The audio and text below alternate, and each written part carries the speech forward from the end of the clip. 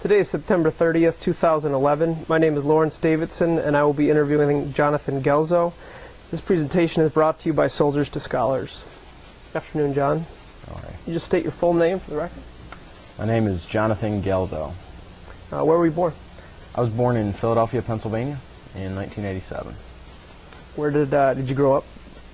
Born and raised? I'm a local. I was raised in Paoli. It's just down the road here from Westchester. Yeah, that's where I've been since about 10 years old. Okay. Brothers and sisters? Family? I've got two older sisters. How much older than you? One is, my sister Alexandra is about a year and a half older than me, and then my older sister Charusha is 4 years older. Okay. What was it like growing up? Sports, activities, what was the family into? Well, I had a rather sheltered upbringing. I was homeschooled, and my sisters ended up going to a Christian school, actually. But when I got to high school, my parents decided it would be better if I stayed at home, and I just finished that there. So, as a result, I didn't really have much in the way of friends growing up. So I was pretty much stuck to myself. And my idea of a fun time was probably more just getting a book and reading rather than anything else. But sports, I took tung sudo for a while,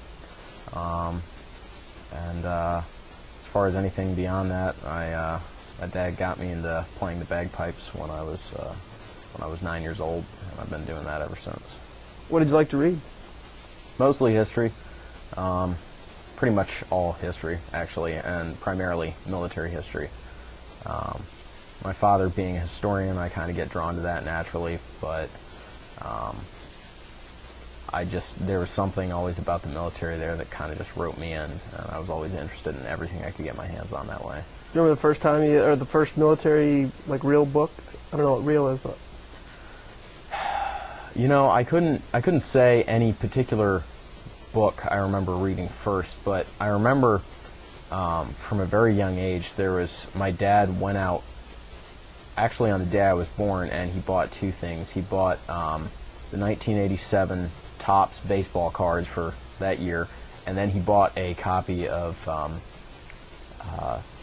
one of Dale Gallen's historical prints of Joshua Lawrence Chamberlain and the 20th Maine, and that's hung over my bed since as long as I can remember, and since I was very little, I just remember that being there and always standing up on my bed and looking at it when I was little. So your dad was a historian locally, or where did he work? My father worked first at Eastern University. He was dean of the Templeton Honors College there, and later on moved on to Gettysburg College, where he is currently dean of the Civil War Era Studies program. So were you at a campus setting early on in your life? Do you remember any of that? I did quite a bit of that. I'd tag around with him. He'd go to class and I'd come with him. Sometimes I'd sit in on the classes in the corner, just keep to myself. Generally behaved for the most part. But yeah, I did spend quite a bit of time in the college atmosphere. When's the first time that you knew or you wanted to join the military? Well, I wanted to join the military, like I said, since I was little. I don't really know when that kicked in, but as long as I can remember, I've been playing soldier in the backyard. You know, I have 7,000 plastic toy soldiers littered around my home, and all from different time periods, and I just always wanted to do it. Right out of high school? Even before that, but I remember very clearly my dad wanted me to get a college education, and he stressed the importance of that quite frequently, and I think he was somewhat disappointed at my determination to go enlisted, so he persuaded me to go to West Point in 2003 for a prospective student visit. I was 16 at the time, and a little bit young for that, I suppose, but I went up there and we stayed at the Hotel Thayer there at West Point, and I spent a day shadowing a cadet around the campus and sitting in on several classes. And at the end of the day, I got back to the hotel room and we turned on the television, and it was coverage of the rescue of Jessica Lynch in Iraq with the 507th Maintenance Company, I want to say it was. And I remember seeing some of that footage coming back, and I remember the thoughts that went through my mind at that moment were, if I go to college and if I spend 4 years, by the time I graduate, this war is going to be over, and I'm not going to have a chance to be part of it. Obviously, that's not the case, but you know, I was 16 at the time. So from that moment, I determined I was definitely going to enlist. So what was September 11th like for you? September 11th, it was a shock, I think, like to anyone. For me, it was a shock in the sense that I had no comprehension of even what the World Trade Center was when I heard it on the news, and when I actually started to realize how large these attacks were. I realized there were going to be much broader implications, like right from the get-go. And I have to confess, while everyone else around me was alarmed and scared, I was kind of excited, because I thought, you know, this means something's coming down the road, and I'm probably going to have a chance to be part of it. We were 13, 14 at the time? I was 13 at the time. Yeah. So what was the conversation like at the house? I don't even really remember there being conversation, actually. It was just kind of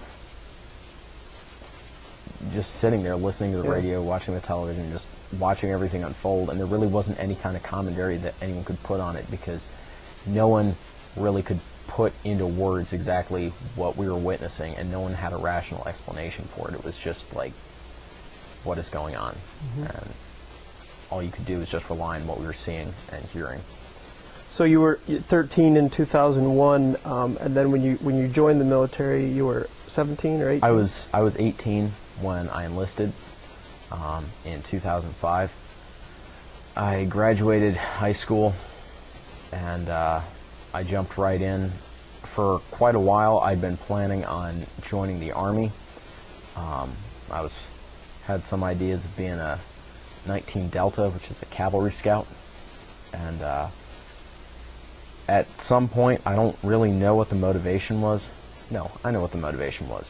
I sent in a request to a recruiter when I was 17, asking for information, because I was interested in going to boot camp in the summer of my junior year, and then going to AIT, Advanced Infantry Training, or individual training, the following year. And the letter I got back basically said, in rather condescending terms, "You're not old enough, please come back when you are." And along with it, they sent